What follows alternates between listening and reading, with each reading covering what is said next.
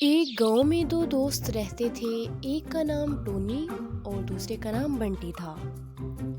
ان دونوں کی دوستی بہت گہری تھی۔ وہ ہر کام مل کر کیا کرتے تھے، کہیں جاتے تو مل کر جایا کرتے تھے۔ ایک دن کی بات ہے کہ ان دونوں دوستوں کو کام کے سلسلے میں کسی دوسرے گاؤں جانا پڑا۔ دونوں مل کر سفر کرنے لگے۔ ان کو راستے میں ایک جنگل سے گزرنا تھا۔ اس جنگل میں ان دونوں کو خطرناک جانوروں کا سامنا بھی کرنا پڑ سکتا تھا۔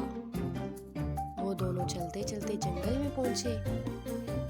اچانک خوفناک جانوروں کی آوازیں آنے لگی۔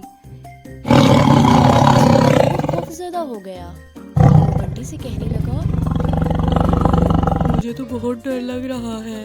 یہاں تو بہت سارے خطرناک جانور ہیں۔ اگر کسی نے ہم پر حملہ کر دیا تو کیا ہوگا؟ ہم تو مارے جائیں گے۔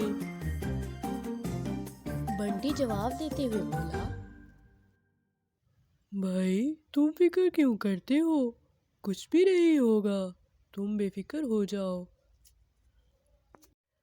ٹونی اور بنٹی نے اپنا سفر جاری رکھا۔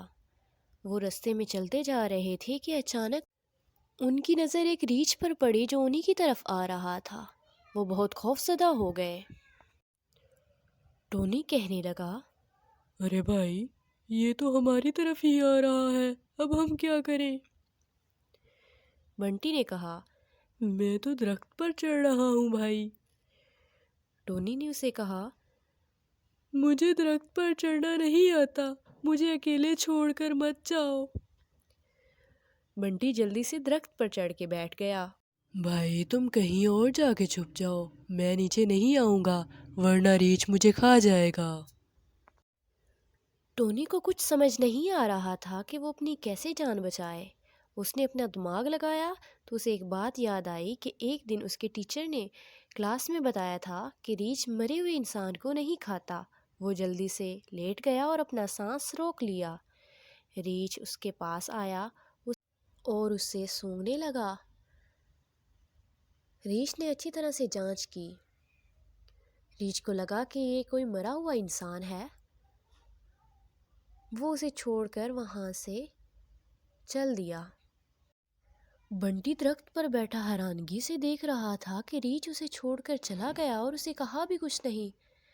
وہ نیچے اترا اور مذاق میں اسے کہنے لگا، ارے بھائی، ریچھ تمہارے کانوں میں کیا کہہ رہا تھا؟ ٹونی نے کہا کہ اس نے مجھے نصیحت کی ہے کہ ایسے دوست پر بھروسہ مت کرنا جو تمہیں مشکل وقت میں چھوڑ کر چلا جائے۔ ایسے دوست کو چھوڑ دینے میں ہی تمہاری بھلائی ہے۔